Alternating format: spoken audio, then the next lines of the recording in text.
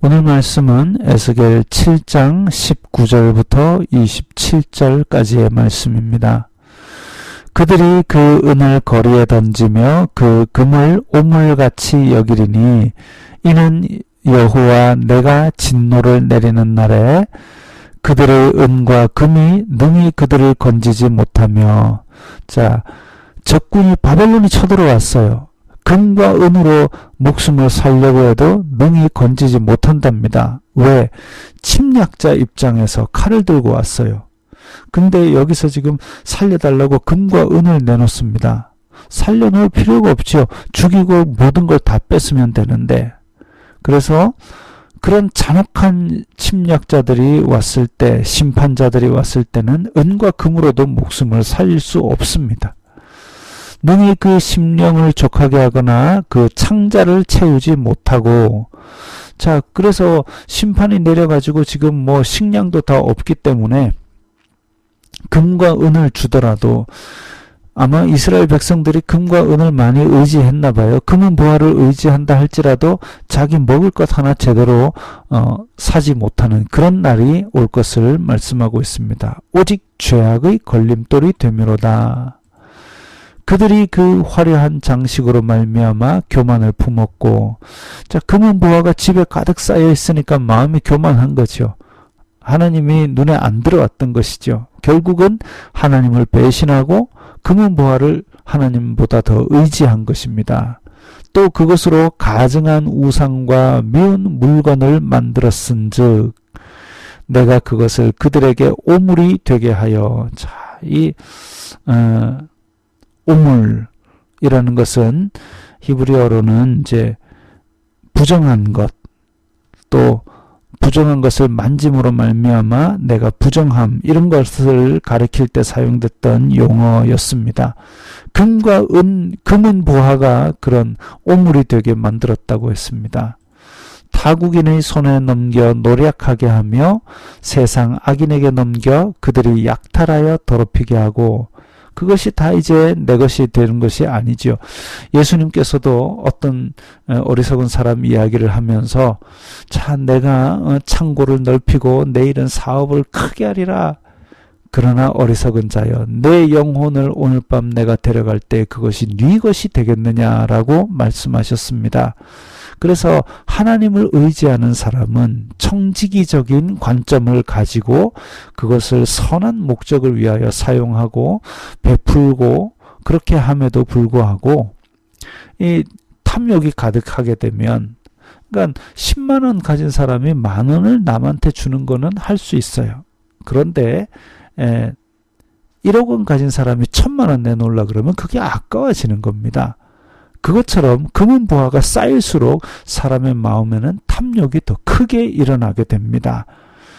거기에 넘어가게 되면, 내가 청지기가 아니라 이것의 주인이다라고 생각하게 되면 결국은 그 탐욕의 노예가 되어버립니다.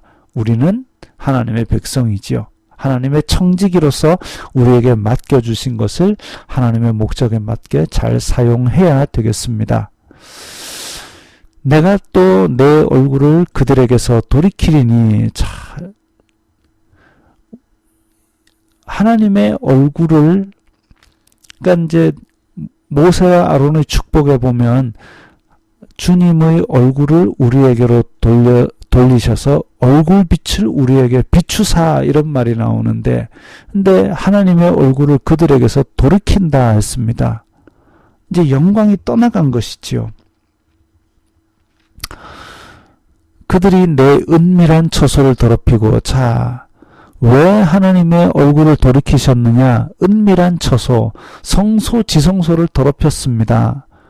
아니, 하나님을 섬기는 성전에 우상을 갖다 세웠죠. 포악한 자도 거기 들어와서 더럽히리라. 그렇기 때문에 지성소를 더럽혔기 때문에 그 더럽힌 자리는 하나님이 거하지 않겠다. 그러면 이제 침략자들, 포악한 자들이 거기를 이제 들어오게 된다라는 겁니다. 이스라엘 백성들이 성소 지성소는 목숨 걸고 지키는데, 그런데 목숨 걸고 지키는 그곳에 적군이 들어왔다. 그러면 이제 그야말로 이스라엘 전역이 다 포악한 자 무릎 아래 있게 되었다라는 얘기죠. 너는 쇠사슬을 만들라. 이는 피 흘리는 죄가 그 땅에 가득하고 포악이 성읍에 찼음이라. 그 포악한 자들이 쳐들어온 이유가 여기 나옵니다. 피 흘리는 죄가 그 땅에 가득하고, 그러니까 다른 사람을 쥐어짜가지고 자기의 탐욕을 채우고 포악이 그 성읍에 가득 찼습니다. 탐욕과 악독이 가득한 성읍, 탐욕과 악독이 가득한 백성, 그 죄악을 하나님께서 심판하시는 것이죠. 그렇게 피 흘리는 죄, 사람을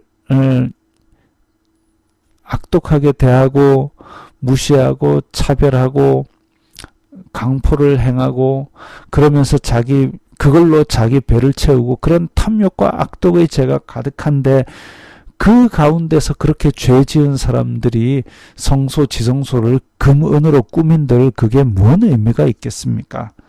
그래서 죄를 돌이키지 않으면 하나님께서는 그런 제사를 받지 않으시고, 죄를 돌이키지 않으면 하나님의 심판도 돌이키지 않습니다. 내가 극히 악한 이방인들을 데려와서 그들이 그 집을 점령하게 하고 강한 자의 교만을 그치게 하리니 그들의 성소가 더럽힘을 당하리라. 패망이 이르리니 그들이 평강을 구하여도 없을 것이라. 환난에 환난이 더하고 소문에 소문이 더할 때에 환난이 닥쳤습니다. 근데 환난보다 사람들의 소문이 더 공포스러워요. 야, 다 죽인다더라. 뭐 한다더라.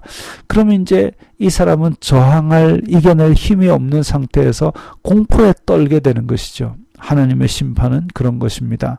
실제로 닥치는 것, 그 앞에서 대적할 힘이 없기 때문에, 대적할 능력이 없기 때문에 그야말로 공포에 떨면서 슬피 울 것밖에 남지 않은 상태가 된 겁니다. 그들이 선지자에게서 묵시를 구하나 헛될 것이며 제사장에게는 율법이 없어질 것이요 장로에게는 책략이 없어질 것이며. 이 지금 종교적 지도자들입니다. 선지자는 묵시, 제사장은 율법, 장로에게는 지혜가 있어야 되는데 그것들이 다 아무런 의미가 없어지는 날이 바로 심판의 날입니다. 왕은 애통하고 고관은 놀람을 옷입듯 하며 주민의 손은 떨리리라. 지금 왕, 고관, 주민, 사람들과 정치적인 지도자들, 체면도 없고 능력도 없고 다 그냥 공포에 떠는 것밖에 없는 것이죠. 내가 그 행위대로 그들에게 갚고 그 죄악대로 그들을 심판하리니 내가 여호와인 줄 그들이 알리라. 여기 또 나왔습니다. 내가 여호와인 줄 알리라. 꼭 이렇게 절망적인 심판을 당해서 내가 여호와인 줄 알아야 되겠습니까? 하나님의 은혜와 자비를 보고 깨달으면서 정말 그것을 감사하면서 찬양하면서 여호와인 줄 알면 얼마나 좋겠습니까? 우리들의 목숨, 생사와 화복을 주관하시는 하나님께서 주신 것이기 때문에 우리가 살아있는 동안 그저 이렇게 목숨을 주신 하나님께 감사하고 찬양하는 것, 그것이 성도의 본분인 줄 압니다. 그래서 그저 하나님 앞에 찬양하고 감사하고 영광 돌리는 것, 그것이 우리의 본분인 줄을 압니다.